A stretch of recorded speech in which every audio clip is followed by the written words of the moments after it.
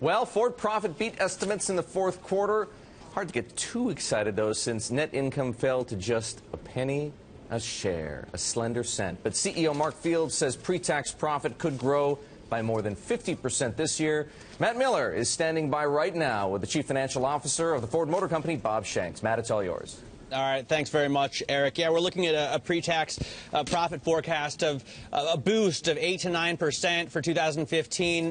Bob, you are optimistic, and I'm assuming that's because you're getting finished with changeovers like that to the new F-150, and you're now able to start selling these new higher-margin vehicles.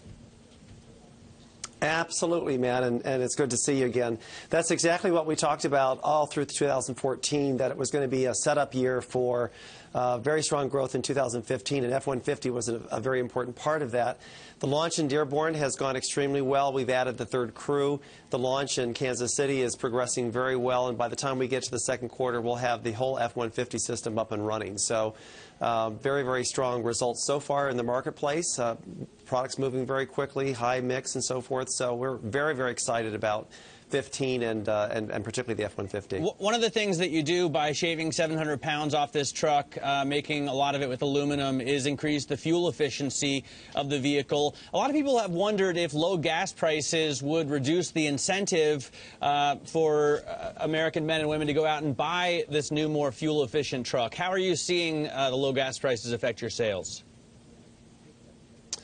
Well, we haven't seen any impact in the marketplace yet. Probably too early. We think probably first quarter we might start seeing how consumers are going to behave in the new environment that we're in.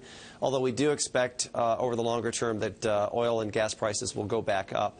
But the important thing around the F-150, F-Series, the trucks, is cost of ownership. So better fuel efficiency, and on top of that, even lower gas prices every time you fill it up. That's got to be a positive. And historically, we have seen a positive reaction in terms of segmentation when we've seen gas prices go down. So we'll have to wait and see, but that could be a positive for us as we move into 2015. You know, Edmunds.com, I'm sure you saw, did a piece where they took a sledgehammer to an F-150 and then tried to get it repaired, and said that it costs more than it would to repair a normal steel truck, and that would affect maybe even insurance rates. How do you react, or how are you hearing other Ford execs react to that story?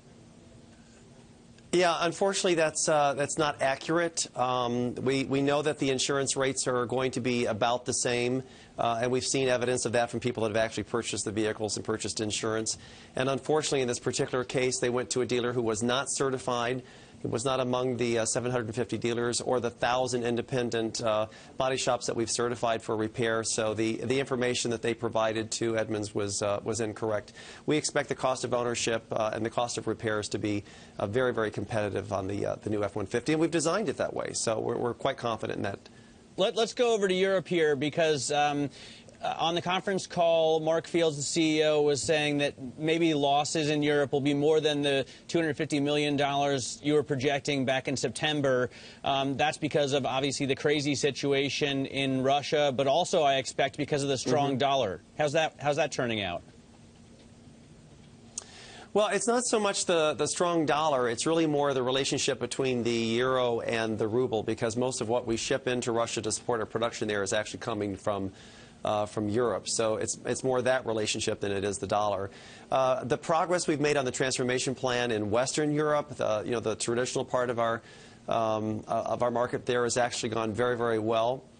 When we put our plan together for Europe, we had expected Russia to be a growing market and a significant contributor to the business as it grew, and we participated in that. But clearly things have changed pretty dramatically over the last year, and 2015 in Russia is looking very difficult. So that's the impact that we really talked about today when we talked about the guidance for Europe for 15. Bob, does the strong dollar, though, I mean, I realize you produce most of the product you sell in Europe, and obviously, Japanese car makers produce a lot of cars they sell here in the U.S., and so a lot of the currency fluctuation effects may be negated.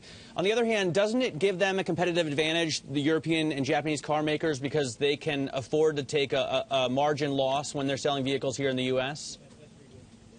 Yeah, you're spot on. We don't see, as we look across our entire global business, we don't see the strong dollar net having a material impact in terms of exchange rate impact itself. But the big the big factor that we're most concerned about is the competitive advantage it gives, particularly the Japanese. And so what you said is exactly what we're concerned about. And one of the reasons why in the Trans-Pacific Partnership trade agreement that's under discussions, we're really insisting on having very strict enforceable currency rules as part of that. All right, Bob, thanks so much for your time. Really appreciate it. We got to show the new Raptor. Didn't get to ask about the GT350, but I will next time you're on. Have a great day. Okay.